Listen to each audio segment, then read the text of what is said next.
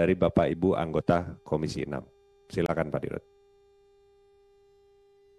Baik Bapak Pimpinan, terima kasih sekali lagi untuk dukungan dari Komisi 6 kepada kami Kabinet baru ini Pak. Di Kereta Api Indonesia ada beberapa poin yang tadi kami catat gitu ya. Terutama itu di poin-poin perbaikan dan restrukturisasi, kemudian juga ada transformasi, kemudian juga bisa disimpulkan ekspansinya juga KAI ini agar lebih sustain ke depannya. Memang pada saat ini memang banyak sekali masalah dalam 3 hari, 4 hari ini kami hampir 24 jam gitu ya, mendeep dive, memahami kendala-kendala internal, baik dalam organisasi KAI sendiri, dengan portofolio-portofolio KAI yang ada gitu ya, dan kemudian ada kaitan-kaitannya juga dengan apakah itu kementerian lembaga yang lain, apa itu dengan entitas yang lain juga. Kedua, tadi memang kami baru ya, mungkin paparan kami belum sangat komprehensif karena kami agak worry juga untuk menampilkan sesuatu yang kami tidak kuasai, Pak. Yang belum kuasai. Jadi kami mohon nanti satu waktu lagi apakah kita dalam bentuk FGD gitu ya untuk memahami lebih dalam, dan kami yakin dalam 1 minggu ke depan kami bisa memahami semua kendala-kendala, permasalahan-permasalahan yang ada di dalam KAI ini. Terutama kami dalami juga ya, masalah KCIC yang seperti yang disampaikan tadi. Memang ini bom waktu buat. Sebentar Pak Bobi, Ya.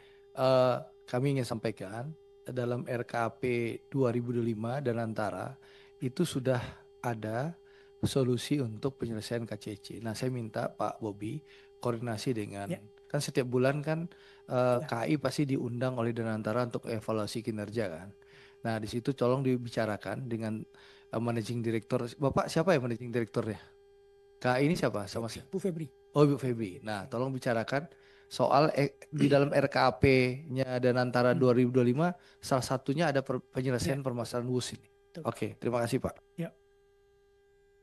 Jadi kami akan koordinasi dengan Danantara untuk penyelesaian KCIC ini.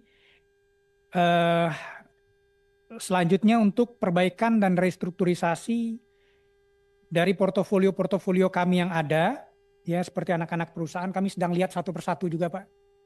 Jadi kami melihat itu ada beberapa aset yang memang instead of aset itu dia absorbing the cost, itu bisa menjadi aset yang sangat profitable juga.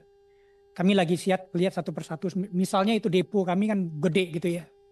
Sementara ini kan hanya untuk melayani KAI saja gitu ya. Nanti kita bisa leverage juga untuk yang lain-lain gitu ya. Kemudian belum lagi aset-aset lahan kami juga coba lihat satu persatu juga. Kemudian seperti yang disampaikan juga tadi itu aset-aset dari pemerintah yang nempel di kami.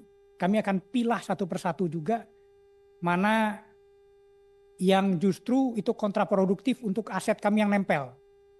Itu juga banyak yang kami temukan hal-hal berikut gitu ya. Kemudian tadi disambung juga bagaimana kami sinergi dengan industrinya, dengan KAI. Justru kami melihat sekarang itu kalau di Cina itu kan nempel itu ya antara operatornya CR itu dengan industrinya, kolaborasinya bagus, kemudian sinerginya bagus juga.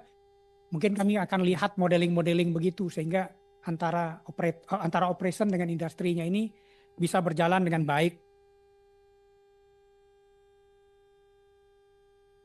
Kemudian tadi masalah digitalisasi, kalau kita lihat memang di sisi front end-nya, di sisi apps-nya sudah lumayan bagus gitu ya. Kami melihat ada pembenahan juga di sisi GDS-nya gitu loh. Jadi Global Distribution System-nya, di inventory management-nya dan kawan-kawannya gitu. Banyak PR di sini. Kami nanti juga akan menindaklanjuti bahwa ada refund tiket yang ke oknum gitu ya. Itu akan kami lihat juga. Kemudian odol, ini juga kami melakukan exercise cepat kemarin Pak. Itu antara terminal GICT dengan Jababeka itu kita lihat kalau tracking itu lebih cost efektif daripada kereta. Ternyata kita melihat first mile dan last mile-nya kereta ini itu agak costly gitu ya. Itu kami akan tekan first mile dan last mile-nya ini sehingga end to end kereta itu dari GICT dengan Jababeka ini harus lebih murah, Ini lagi kami exercise juga.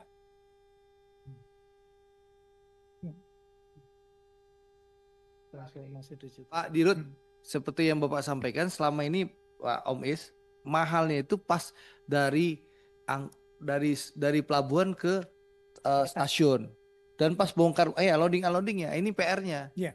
Kalau di First negara mile, lain last kenapa bisa murah, kenapa negara kita lebih mahal? Iya. Nah itu Pak PR-nya Pak, tolong ya Pak. Iya. Jadi itu sedang kami exercise Pak untuk mitigasi dari odol ke depannya. Kemudian keselamatan kami tadi terima kasih sekali atas inputannya. Selama ini kami menghitung keselamatan itu hanya keselamatan penumpang dan barang angkutan kami. Ya, ini kami akan memperlebar skopnya kepada keselamatan dari masyarakat juga yang sepanjang lintasan kereta tersebut.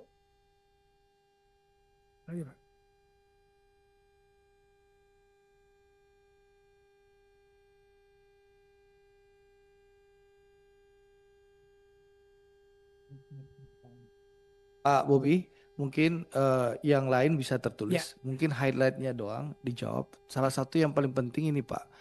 Ini kan mohon maaf ya.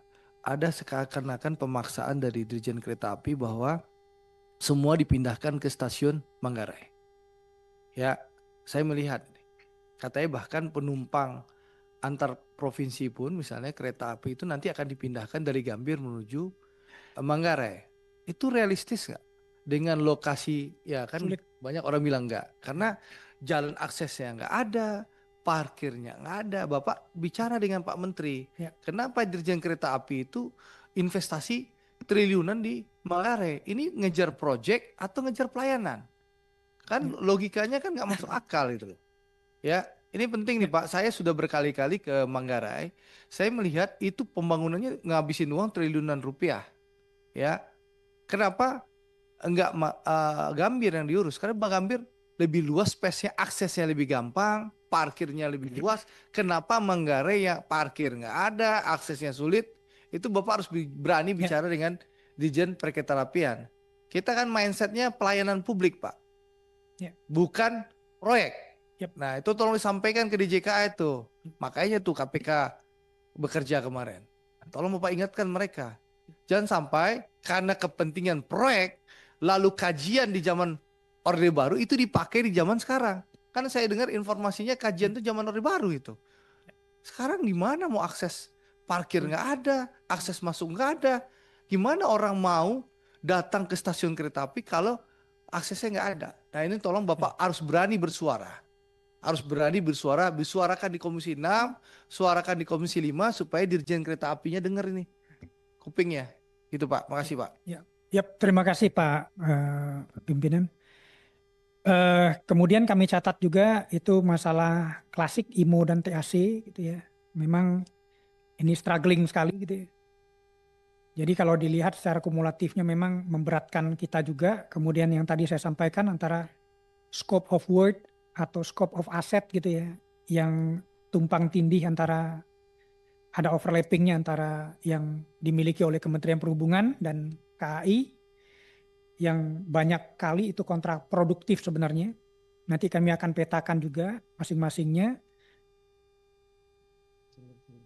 Kemudian juga kami tadi dapat inputan untuk menghidupkan jalur-jalur. Ya, ini memang dalam program kami, dalam program untuk peningkatan kapasitas dan peningkatan jalur, peningkatan panjang jalur kami juga. Kemudian tadi juga ada breakthrough dari kami untuk dari KA petani sama KA pedagang. Itu sekarang kita sedang trial dynamic trial.